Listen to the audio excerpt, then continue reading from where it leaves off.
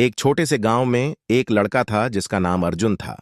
अर्जुन को पुरानी और अनोखी चीजें इकट्ठा करने का शौक था। एक दिन उसे अपने दादाजी के पुराने बक्से में एक अजीब सी घड़ी मिली। घड़ी पर कुछ रहस्यमयी निशान थे और उसकी सुइयां धीमी गति से चल रही थीं। अर्जुन ने घड़ी को ध्यान से देखा और पाया कि जब उसने उसे पहन लिया तो उसके आसपास की दुनिया बदलने लगी।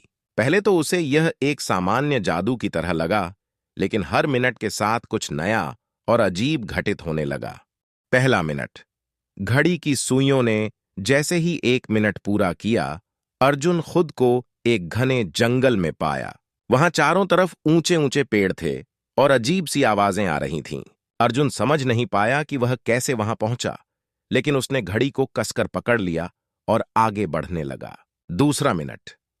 अचानक घड़ी ने चमकना शुरू कर दिया और अर्जुन के सामने एक रास्ता खुल गया। उस रास्ते पर चलते हुए उसे एक पुराना महल दिखाई दिया। महल के अंदर प्रवेश करते ही उसने देखा कि वहां चारों तरफ जादुई चीजें बिखरी हुई थीं। तीसरा मिनट। महल के भीतर अर्जुन को एक बूढ़ी औरत मिली जो दिखने में काफी रहस्यमयी थी। उसने अर्जुन को बताया कि यह घड़ी एक प्राचीन जादूगर की है और इसमें अद्भुत शक्तियां हैं। लेकिन उसने अर्जुन को सावधान किया कि अगर उसने घड़ी का गलत उपयोग किया तो इसके गंभीर परिणाम हो सकते हैं। चौथा मिनट। अर्जुन को एक गुप्त कमरे की चाबी मिली, जिसे खोलने पर उसने एक रहस्यमयी पुस्तक देखी। पुस्तक में जादू और मंत्रों के बारे में लिखा था। उसने एक मंत्र पढ़ा और अचानक ही उसके चारों ओर एक जादुई घेरा बन गया। पांचवा मिनट।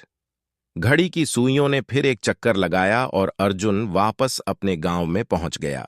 लेकिन इस बार उसके पास एक गुप्त ज्ञान था और वह समझ गया था कि घड़ी का सही उपयोग कैसे किया जाए।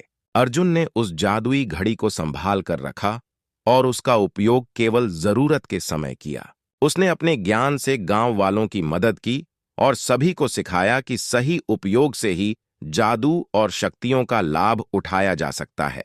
इस तरह अर्जुन की यह जादुई यात्रा उसे केवल एक साहसिक अनुभव ही नहीं, बल्कि एक महत्वपूर्ण सीख भी देकर गई।